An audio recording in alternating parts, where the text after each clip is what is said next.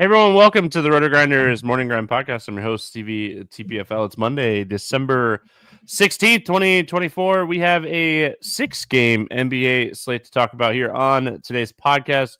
Joined as always on Monday by my good buddy Will Priester, ChiefJustice06. Chief, what's happening, my friend? Nothing much, man. Doing well. Glad to come on and talk with you. Nice little 6-gamer here with. It's kind of an interesting slate, Steve, because we've got like a set of early games, and then we've got a set of late games. So it's a 6-gamer, but a lot of time in between the Midnight Hammer and some of this early stuff. Yeah, weird week for NBA scheduling just in general, with the NBA Cup finishing out tomorrow. Thunder, Bucks, that should be a really good basketball game. I think Thunder are going to beat the Bucks in that game, but we'll see how it kind of plays out. But then no games on Wednesday, and then a huge slate on Thursday, and like 3 games on Friday.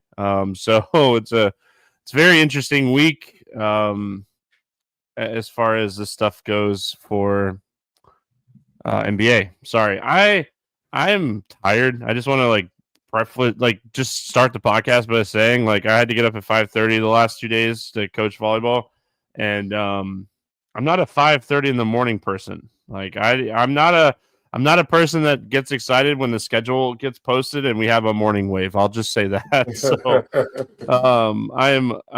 our first 3 tournaments of the year. So our 2 tournaments in January are both morning waves too. And I'm just like, oh, and one of them is the same weekend as the 24-hour race in Daytona. And I'm always usually there till 1 or 2 o'clock in the morning. So it's oh, great. So fun stuff. But hope everyone had a good weekend. Back at back in the NBA streets, and we're gonna get started here. Philadelphia. Oh, really, really quick before we do get started, who you got? Thunder or Bucks to win the NBA Cup tomorrow? Man, listen. Give me the Thunder. Young team, hungry. Giannis has been balling. Dame has been balling. They've gotten a lot better. They've been playing a lot better. Give me the Thunder, though. Thunder want to win this thing. Yeah, Thunder at home -4.5. I don't know if I'd bet -4.5, but I like Thunder as well.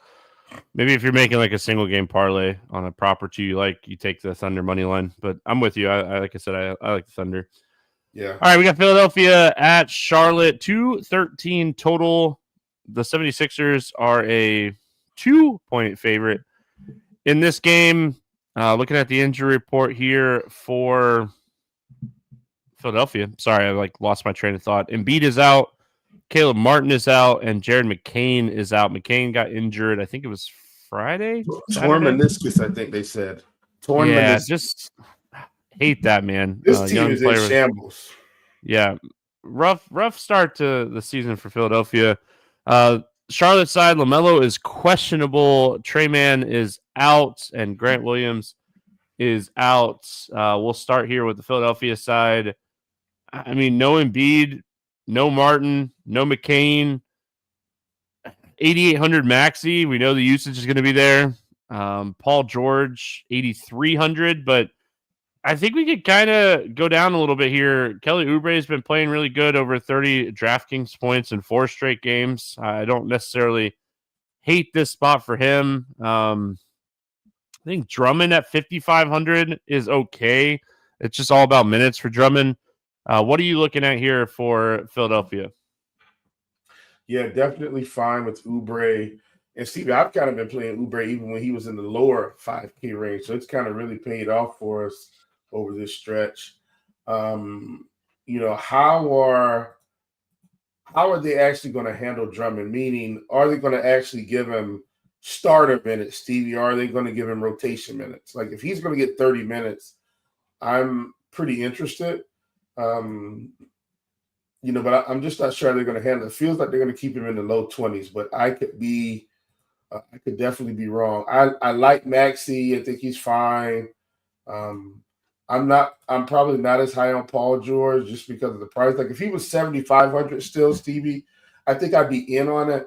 But at 8,300, Paul George's days of going for 60 fantasy points consistently, I think, are kind of done.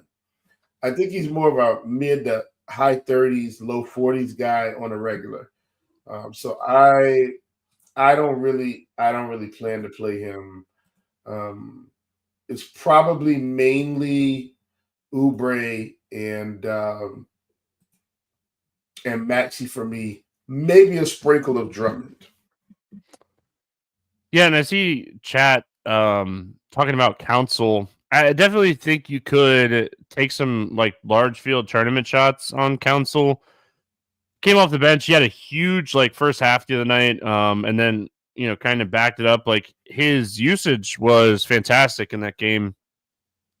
So like if you did want to take like a tournament shot on him, I don't hate it. He had a 33% usage rate off the bench the other night in that Pacers game. I think that was the first game with McCain out and with Martin out. So I don't necessarily hate that. And I see them talking about KJ Martin. I would definitely take the shot on Council over KJ Martin personally. And then on the Charlotte side, I mean, it all kind of comes down to does LaMelo play or not? I mean, he's been out 7 straight games. If he were to play in this game at 10K without knowing like the minute situation, I'd probably be hesitant to play him. And then Brandon Miller at 8,900 if LaMelo plays is just kind of a cross off for me. Bridges at 6,100, I think is maybe playable if LaMelo sits, but if LaMelo plays, I just think everyone is kind of priced like LaMelo's out. Nick Richards had been playing well, and then he just kind of disappeared the other night.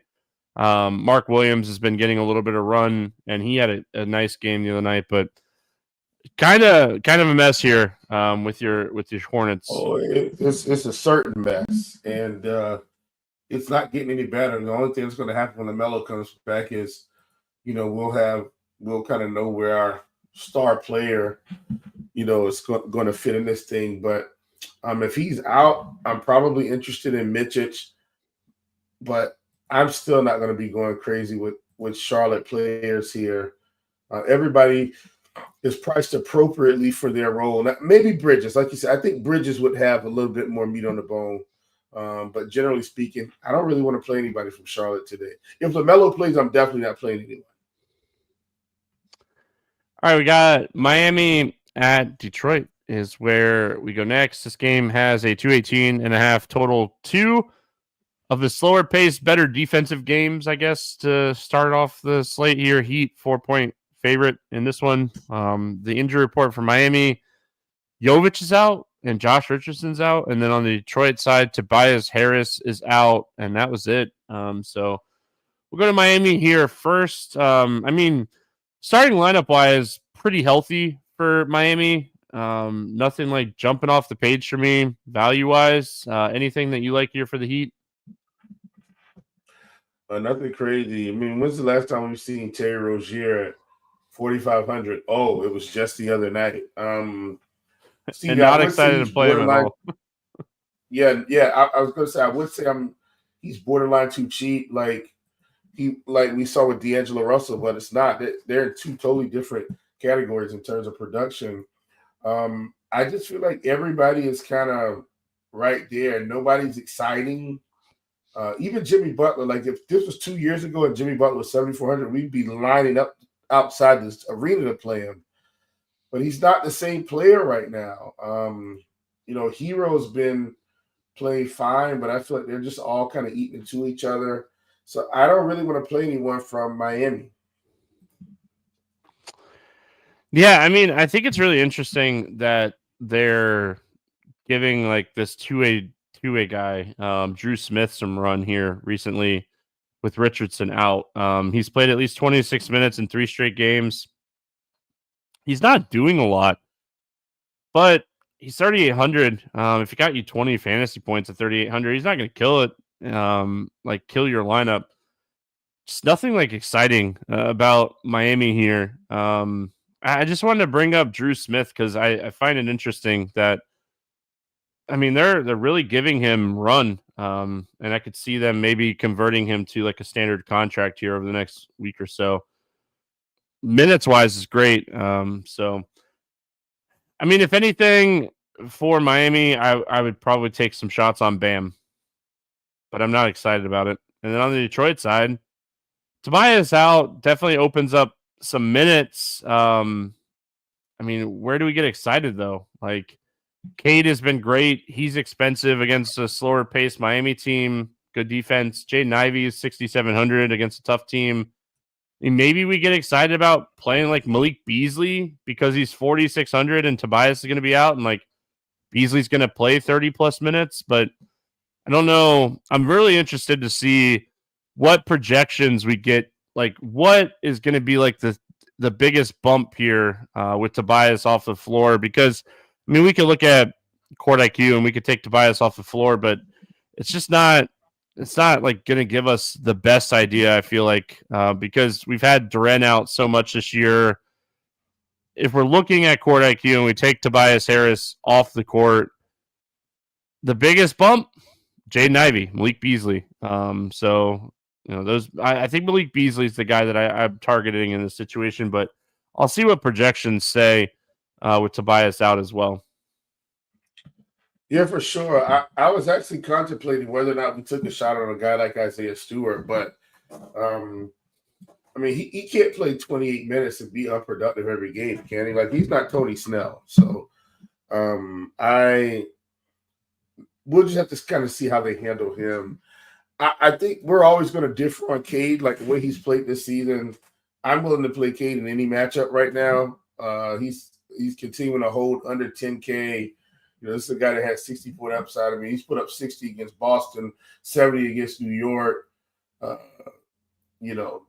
65 against Washington, 71 against Milwaukee.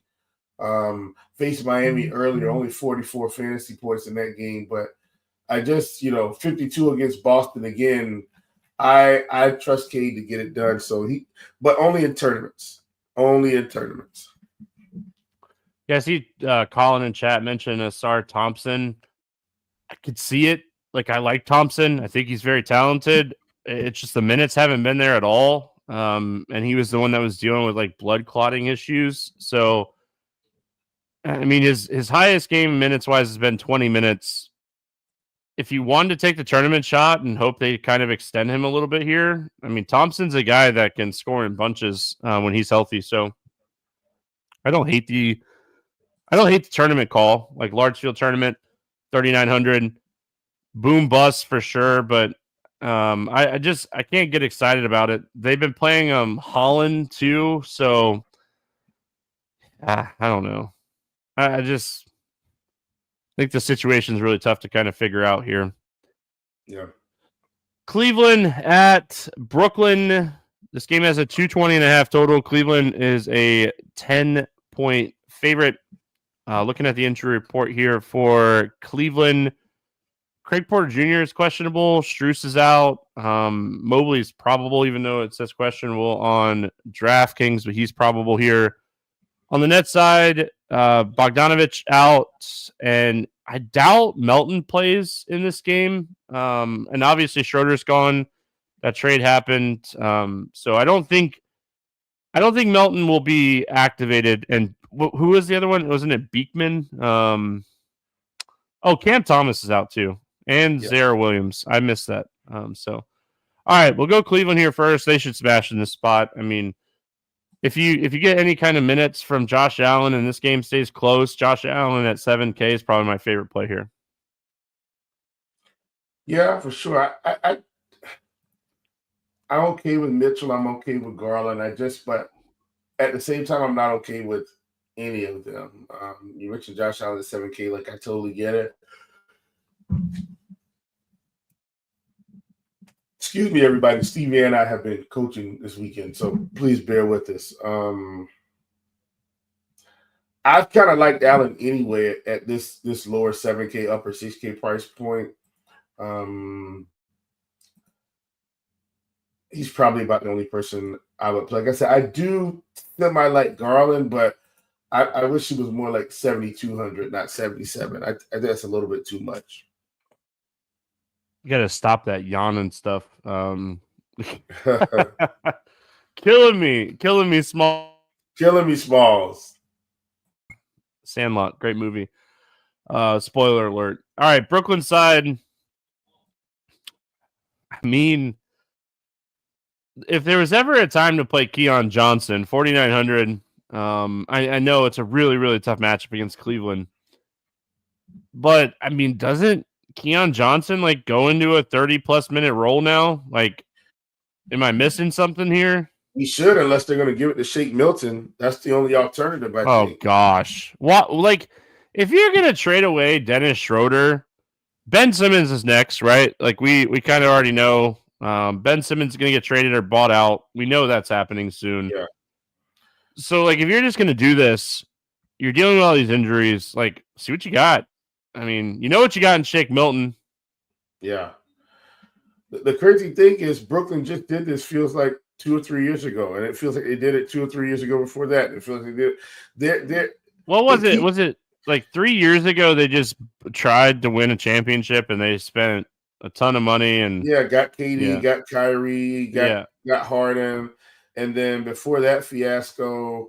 But that's like when you do that kind of stuff, like your next like 5 to 7 years is awful. I mean, unless you keep those players. Unless you keep those players, they keep that was never happening. Yeah. Terrible. So weird spot for this team, man. Weird spot. So maybe Keon Johnson, probably Shake Milton. Cam Johnson is going to start taking all the shots that he can, right? Oh yeah. Like who's going to be in his way? I don't see anybody that's actually going to be in his way at this point. So there are going to be some games where we can unleash him. Probably not this game, but I think it's coming. Yeah, I'm just trying to I was looking at Court IQ, trying to get like an idea of what to expect here. I mean, Court IQ is definitely popping for Therese Martin. So if you wanted to take some shots on him at 4K, like I think we would both be a little bit more excited about like the Dennis Schroeder move and some of these guys being out. If this wasn't Cleveland, like if they weren't facing Cleveland, I think I'd be more excited. But Court IQ definitely given a huge bump here to Martin, 6.7% usage increase, averaging 1.19 fantasy points per minute when we take off Cam Thomas, Dennis Schroeder, and Zero Williams. So I think Therese Martin at 4K, very playable. I think the minutes will be there for him. Like you mentioned, Cam Johnson shoots a lot. His usage goes up. And then, I mean, Shake Milton gets a bump in fantasy points per minute, 0.96. So, I mean, those are the guys I think you're looking at. Like I said, I have a lot of interest in Keon Johnson. I think that they're going to kind of unleash him a little bit here. But Tyrese Martin, not someone that I initially probably had a lot of interest in. But, I mean, definitely it's a small sample size. It's like 45 minutes, but it's enough to make me, with all these guys out, it's enough to make me look at it for sure. Yeah, absolutely. All right, we got Chicago heading to Toronto, 238.5 total here. Finally got a game we really want to talk about, Stevie. Listen, there's 2 games on this slate. I'm going to build around these 2 games, and this is one of them. This has a 238.5 total. Toronto is a 1.5 point favorite. On the Chicago side, Zach LaVine questionable, dealing with some back spasms. Terry questionable, and then Vooch probable. I know he missed the game of the weekend with an illness. Toronto Raptors side, Scotty Barnes. I'm glad that it's just a sprained ankle. It looked really bad when it happened. So I'm really glad that it's just sprained ankle for Barnes. He should be back soon. Bruce Brown still out. Quickly still out. Go to Chicago here first.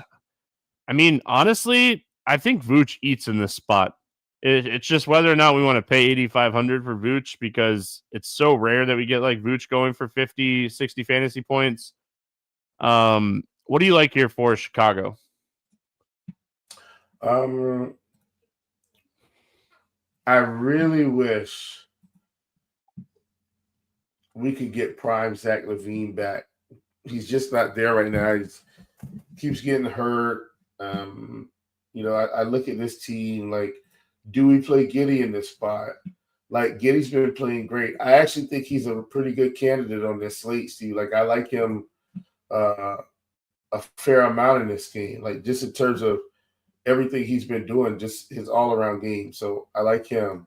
You mentioned Vooch at 8,500. I like it.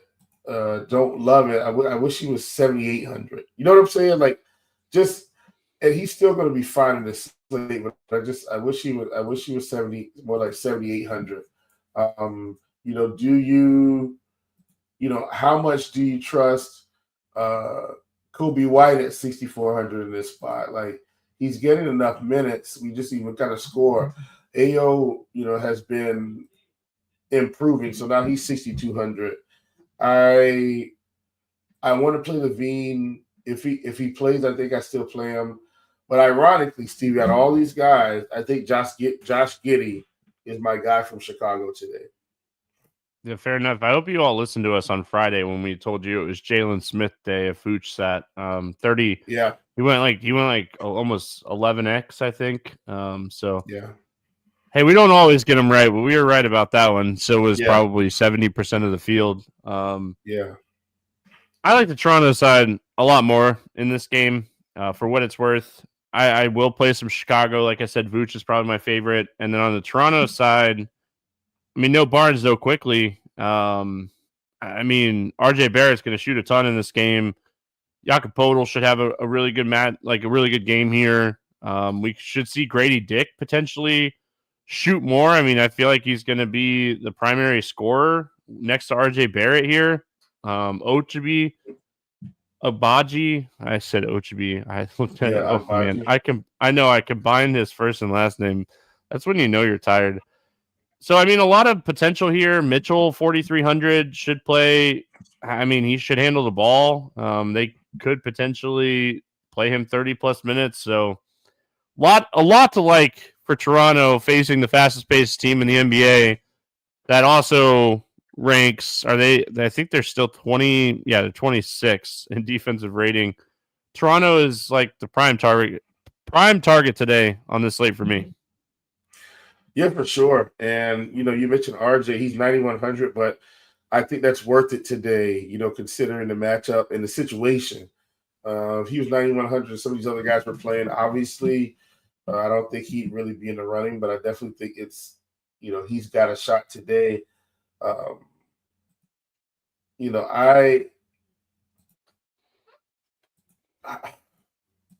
Hear me out here, Stevie. Just hear me out.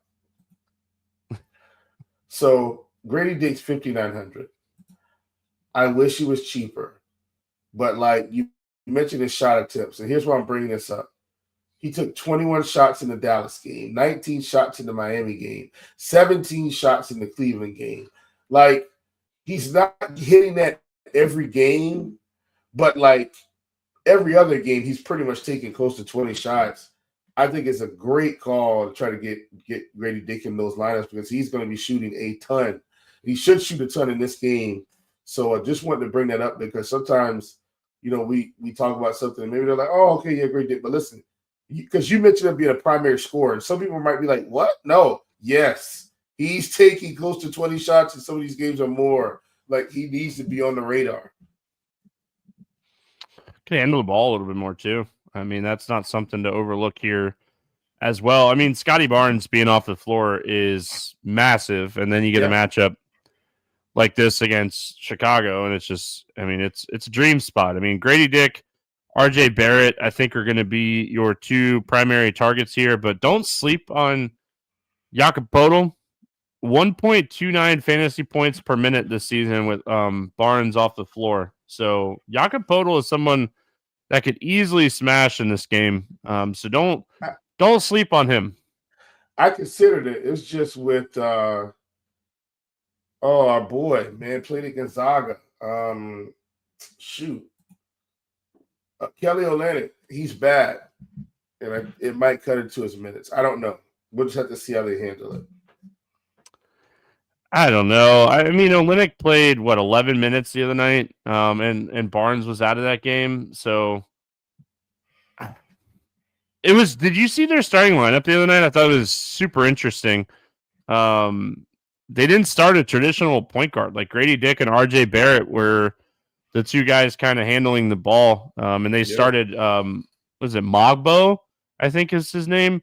Yeah. And then like Fernando started in that game and played like 3 minutes or 2 minutes or something and like checked out. And I don't know if he got hurt or something, but yeah, it was a really odd starting lineup for Toronto the other night. So, and I think that the game that like Jakob Poeltl was dealing with like back spasms and then came out and played 27 minutes after starting off the bench. Anyway,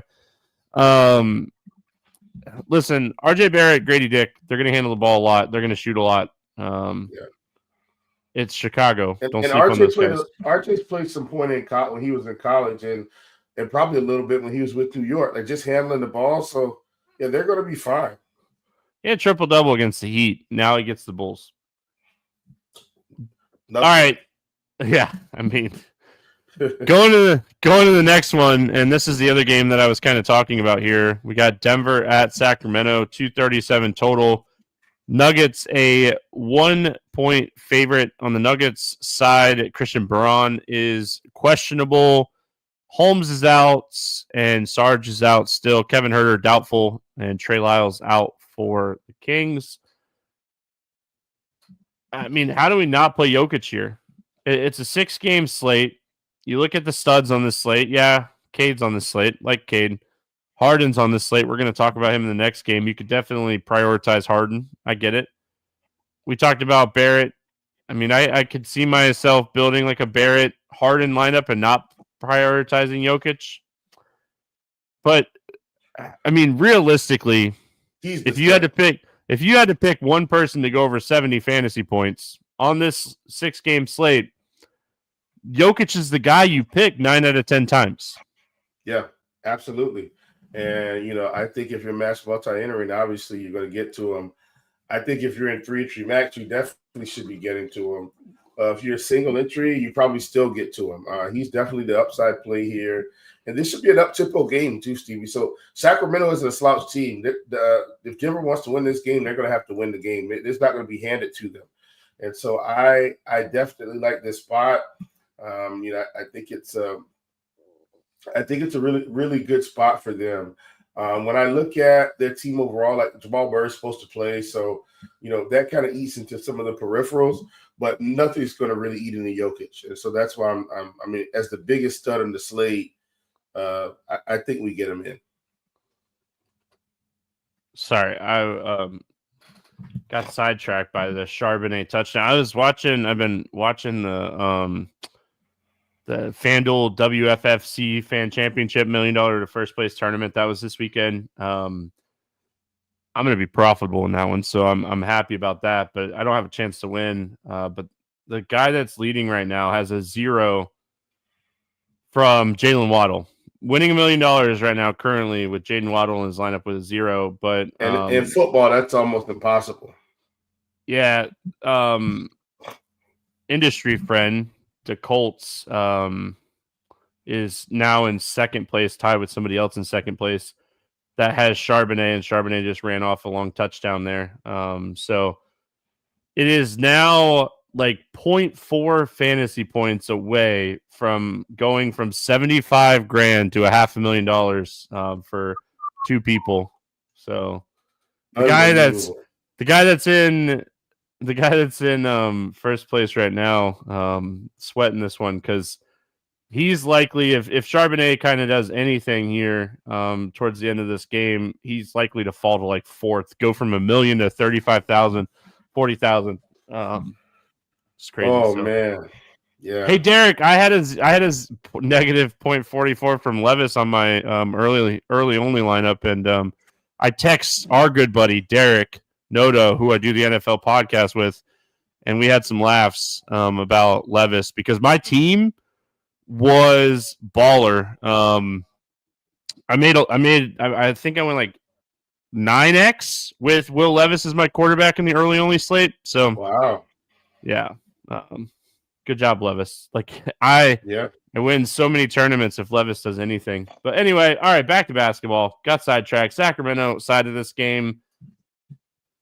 Denver hasn't been as good defensively this season. It's kind of weird. We're so used to Denver being like this really good defensive team.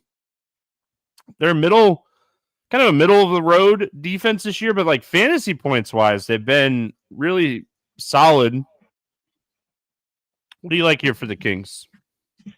So De'Aaron Fox's price is starting to drop down to 8,700. I don't hate that price at all. I know they've got DeMar DeRozan here, and he's been, playing okay. He's 8K, but he's still just playing okay. This is like San Antonio DeMar DeRozan. Like he's just playing okay, but he's got way more help. So I'm not thrilled about it. I want to play Keegan Murray at this price point, Stevie, but man, I think it's the right call. He's 5,700 up to, should be a good game at home, facing Denver. I think Keegan Murray's my guy from Sacramento. I think I like him more than anyone. Sabonis is fine, but I think Murray's the best play here. Yes, he is my top play from Sacramento today, for what it's worth. So I'm right there with you. I have a lot of interest in Murray. We've seen like these bigger like wing type fours do really well against this team this year. I think they're allowing like the third or fourth most fantasy points to like power forwards on the year. And I know like him and DeRozan kind of go back and forth on like who's playing the 3 and who's playing the 4 wing type position like players. But I think one of DeRozan or Murray have a good game. DeRozan's 8K, Murray's 5,700. I'll take the shot on Murray over DeRozan, knowing that I like just saying that like I think that one of these guys have a big game. With Herter doubtful, do we think Ellis at 3,400 plays 20 plus minutes? Do we take some shots on him with Herter doubtful? I mean, my initial thought was Ellis or what's his name? Colby Jones. I think one of those two guys gets 20 plus minutes with Herter out. Man, I feel like Ellis would need way more than 20 minutes to give us any type of reasonable production. Colby Jones, maybe not as much, but Jones is cheaper. I think those are mass multi-entry plays. Like you just kind of sprinkle them both in, just in case. Yeah, I mean, Herter played 27 minutes the other night off the bench. Ellis played 19, almost 20 minutes off the bench. Now you're like with Malik Monk starting, taking Herter out of this lineup. I mean, the second team usage is going to be really high for somebody. Like I would assume it's going to be Ellis. I think Colby Jones plays some minutes. I don't know if I would take shots on him outside of like MMEing, but I mean, Ellis is already kind of playing 20 minutes and he's like him and Herter are usually like the first two guys to check in for like Fox. And then they usually bring Fox back to kind of run the second unit after he gets a few minute break. So yeah, I mean, I really do. I think Ellis at 3,400 is worth a tournament shot or two today. Yeah.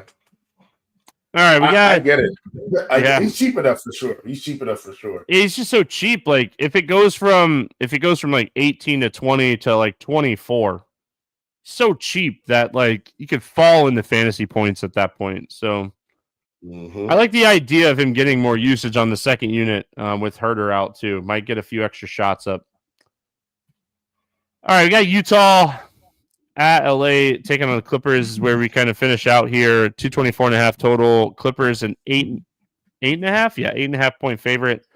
On the Jazz side, Jordan Clarkson questionable, Hendricks out, Sivy out, and that's it. On the Clippers side, Derek Jones Jr., Kawhi, Terrence Mann all remain out. Let's go Utah here first. What do we like here for the Jazz? Well, Stevie, Lauri Markkanen now down to 6,900. Like, I'm going to keep taking shots at this price. The minutes are fine. Like, everything looks good. So, I'm not really worried about it. I know Walker Kessler's playing, and John Collins has been playing really kind of out of his mind this season now that he's been given real minutes. But I still think Lauri Markkanen is a bit too cheap here. I just haven't really been playing Colin Sexton at all. He's got like a mid-20s role now. Keontae George, he's had 2 explosive games against Phoenix. And who else was it that he played? I know he's had like back-to-back 40-point games. Let me check that. Yeah, Sacramento and Phoenix. So he's played well. I'm still not thrilled about it. If I had to play one guy, I'm going to take the savings with Lauri Markkanen, and hopefully he gets it done for me. Yeah, don't necessarily hate Markkanen. I think Kessler is another guy that's somewhat interesting here at 6,600. I mean, it kind of depends on like if Clarkson plays or not either. He came back and he played 31 minutes Friday. So if he were to play, which the fact that he played 30 minutes Friday, I think that definitely potentially changes some stuff a little bit. Like Keontae George, I still think is playable, but I like him more if Clarkson sits. The price on Markkanen is so tempting, but the production for Markkanen has been awful. Over 40 fantasy points one time in the last 6 games. So, yeah, I mean, that's why he's cheap. Yeah. What do you like here for the Clippers? Harden, and more Harden. Stevie, I know he's 9,400, but this is a really good spot for him. He hasn't really had a big game. He's had one big game in January. We're already almost at the middle of the month. Time for another one. Sign me up. Kevin Porter Jr. played 24 mid-20s minutes against this team. Sign me up. Really like it. Zubac down to 7,100. Probably is more than likely going to have to play 30-plus minutes here with Kessler being a big-time part of the Utah rotation now. So we should see Zubac playing like him at 7,100. I actually really like this game, Stevie. So this is a game that I do like and, want to get some pieces from. Definitely like Harden, definitely like Zubac, definitely like Kevin Porter Jr. So can I say I think Kevin Porter Jr. is the biggest trap on the slate without you hating me? Sure. I was looking at this like pre-show, and Denver kind of pulled away on the Clippers the other night, and Kevin Porter Jr. only played 7 minutes in the first half of that game. He played the whole fourth quarter in a blowout. Him and Bones Highland and Coffee all played the fourth quarter in a game that never got under like 15. Most of the fourth quarter was like 20, and they just never brought back anybody besides like Harden, and just for a little bit of run. So Kevin Porter Jr. was crushing with people out. I know Kevin Porter Jr. only needs 20 minutes to get there fantasy points wise, so I understand your take on him. If he's like chalky because of the recent production, I think he's an easy stay away. If people are still not willing to take shots on him, I think you could take shots on him. I think Harden is the answer. You were kind of talking about it. I really like the idea. I was mentioning it when we were talking about Jokic. I kind of like the idea of going like Harden, Toronto players. Yeah. Toronto Harden instead of Jokic today. And just hope Jokic goes for like 50 or 60. Right? Like, don't get that 70 or 80 point game, Jokic. So, yeah, I mean, overall for me on the Clippers, it's probably Harden. Zubac's been crushing. I don't necessarily love this matchup for him, but I could understand why you would take some shots on him and then watch the ownership on Kevin Porter Jr. Angel, what am I missing? Why are you guys live? We are always live, 10 o'clock every night, Sunday night through Thursday night. Our first look podcast. Welcome. Been doing it 9 years. 9 years. Well, 9 years. The morning grind. It's crazy. Yeah, man. All right. Morning grind game. Favorite play under 5K to go 7X. Who do you got today? Well, Steve, to be quite honest, we don't have a ton of options. Initially, I was going to go with one of the Brooklyn guards, and that's kind of where I do think that's the right call. Um,